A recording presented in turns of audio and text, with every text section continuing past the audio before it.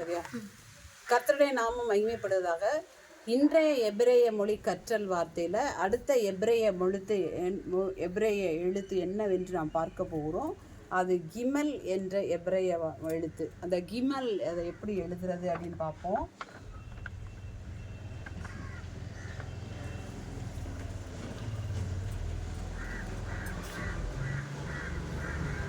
கிமல், இந்த கிமலை எப்படி எழுதுறது அப்படின்னா, இதான் கிமல். கிமல் வந்து பார்த்தீங்கன்னா இந்த வடிவத்தை பார்த்தோன்னா ஒரு நபர் நடந்து வருகிற மாதிரி பார்க்குறோம். இந்த எபிரேய எழுத்த கிமல் என்ற எபிரேய எழுத்து ஒரு நபர் வந்து நடந்து வர்றது மாதிரி பார்க்குறோம். இது ஒரு இந்த கிமல் என்ற எழுத்தை ஒரு மனுஷன் நடக்கிற மாதிரி இல்லை ஒரு ஒட்டகம் நடக்கிற மாதிரி பார்க்குறோம்.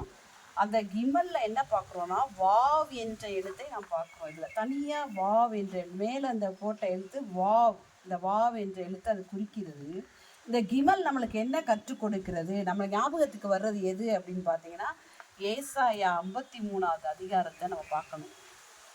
ஏசாயா 53வது அதிகாரத்தை பார்க்கும் பொழுது அதில் போட்டிருக்கோம் யெகோஷுவா அதில் வெளிப்படுகிறார். இது கிமல் வந்து என்னன்னா நம்ம வாழ்க்கை பயணத்தில் யெகோஷுவாவை வெளிப்படுத்துறது.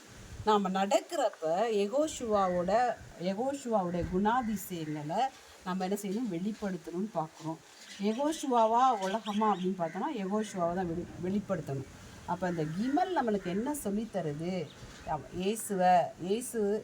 இயேசுன்னு நம்ம சொல்கிறோம். ஆனால் எபிரேயம் உள்ள யெகோஷுவா. ஏசாயா 53வது அதிகாரத்தில் அதை வாசித்து பார்த்தீங்கன்னா அவர் சிலுவையில் பட்ட பாடுகளை குறிக்கிறது. அப்போ இந்த வாவ் வந்து இந்த வாவ் மாதிரி தான் இருக்குது. கிமல் மேலே வந்து இந்த வாவ் இருக்குது, தான் வாவ். இது வந்து என்ன கற்றுக் கொடுக்குது நம்மனா, ஆண்டவரை வெளிப்படுத்த வேண்டும், இயேசுவை வெளிப்படுத்த வேண்டும் என்று இந்த எழுத்து நம்மளுக்கு கற்றுக் கொடுக்கிறது. ஆமென். சரியா வந்துச்சா?